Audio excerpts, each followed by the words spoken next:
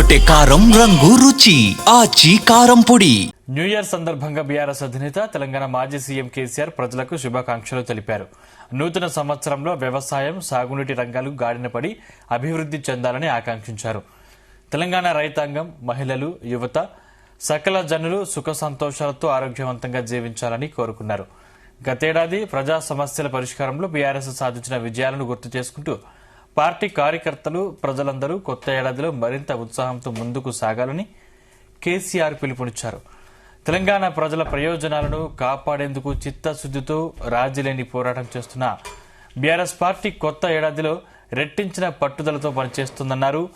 ప్రజలు తమకు అప్పగించిన బాధ్యతను తూచా తప్పకుండా నిర్వహిస్తుందన్నారు.